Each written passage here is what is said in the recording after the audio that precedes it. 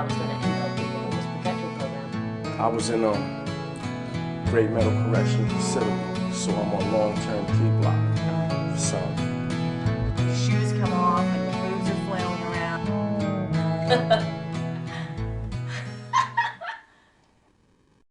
This is a true story. When we were in the 3rd grade, we saw this kid get hit by a bus.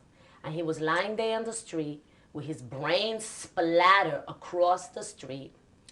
And all the kids went running towards the kid's body. And she just stood there saying, what fucking animals? And I said, what are you talking about? She goes, how could they go run and look at this kid?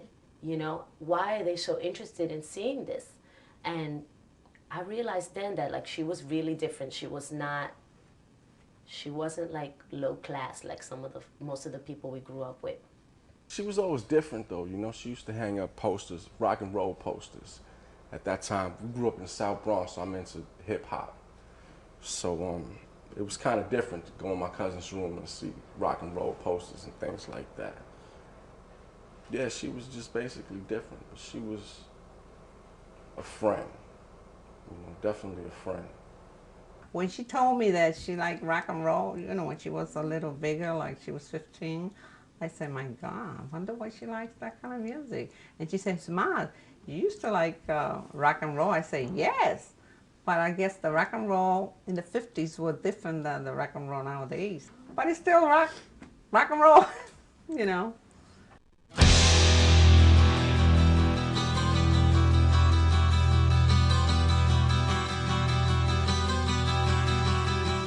Empty-headed and overfed, I'm numb again, will I ever find love?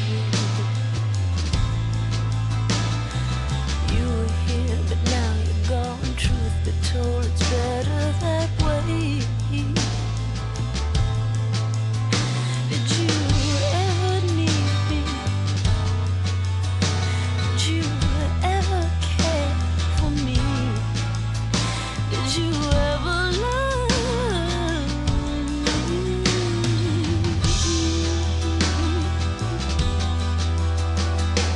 Empty bed, I know I said never again. I must find love.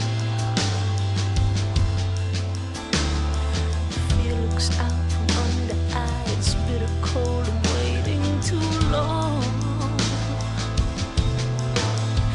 Did you ever need me?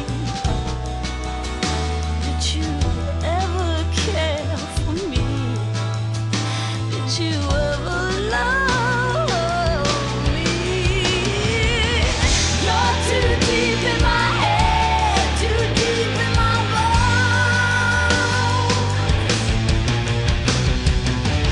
You're too deep in my head, too deep in my bones.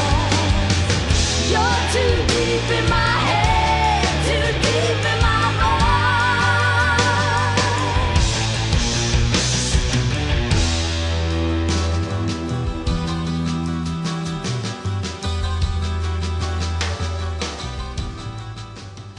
It was one of, not the first time that I'd seen her perform, but the first time that I had seen her perform doing rock and roll. That was, you know, her own thing.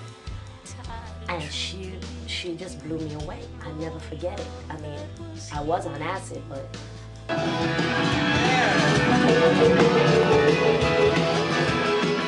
She was on stage and she was, you know, having a great time, and people were, you know, saying encore, encore. They wanted more songs.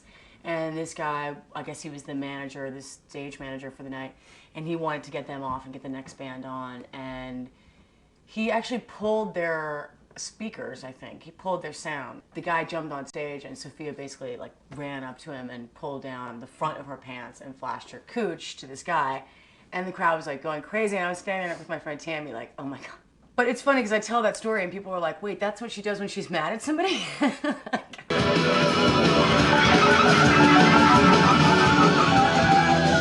I was in a great mental correctional facility, so I'm on long-term T block for something. And I was kind of depressed. If anybody knows about that spot, it's a dungeon. So I'm sitting in there locked in, and I'm looking at the New Yorker magazine trying to try something different. So I'm looking through and I see her. So I said, wow, get out of here. But I read the article and everything, and it says she has some type of discrepancy at some club named Brownies or something like that. So I'm on my gate and I'm talking to everybody else, and they're like, yo, that's your cousin? I said, yeah, that's my cousin, man. So they read the article. I'm like, so what happened in Brownies? Said, I don't know, so yo, let's call her. So we get out for a phone call and everything, so we call. So I said, yo, I seen the article and everything. I see you doing your thing. And we heard what happened at Brownies, some type of discrepancy or something like that. So let us know. You know, we'll definitely come over there and regulate, put everything in order if you need us to. So it was all love, you know.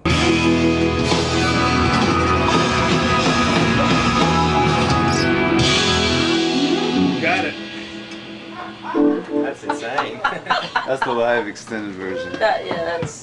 That's not really gonna. Is that? You sure you don't? That's not. No, Alright. that's just Okay, we us got it. fucking Little around. nod.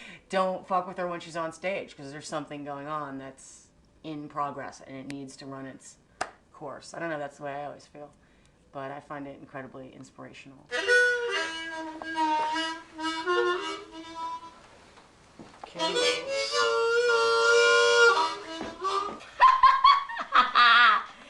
Tell you a story about a colored girl who lost herself in this rock and roll world.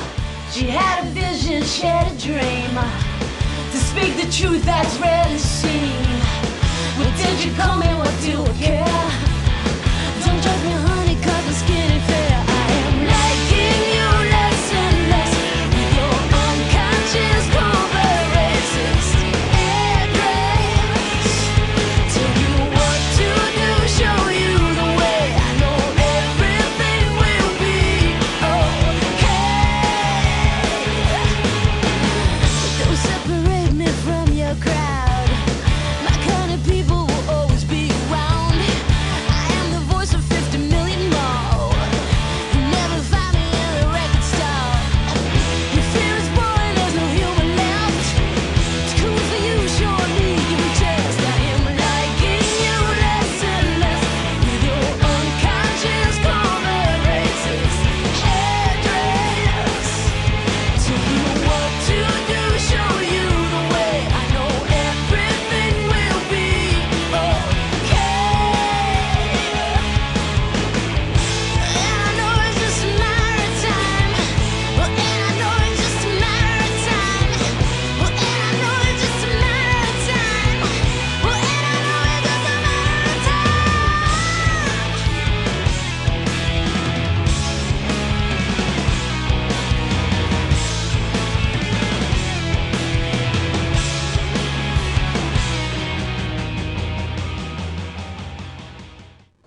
It's real, you know. Anything real, people feel, you know. That's what's up. How many female singers you can point at who sings like that and feel like that and approach like that, you know? That's the way I see Sophia. She's the real deal, you know, 100%. In a sense, Sophia's almost, you know, a rocker of like a throwback, you know, maybe to the 70s or early 80s where people had more of a persona and a real songwriting ability and a real, it's almost a theatricality that I don't think exists with a lot of women or even rock bands at all these days. I think that there's kind of a sort of a tepid thing going on where people are very fashiony, very like almost models who sing. They're not rock and roll stars, you know, and from the minute you see Sophia, you know she's a rock and roll star.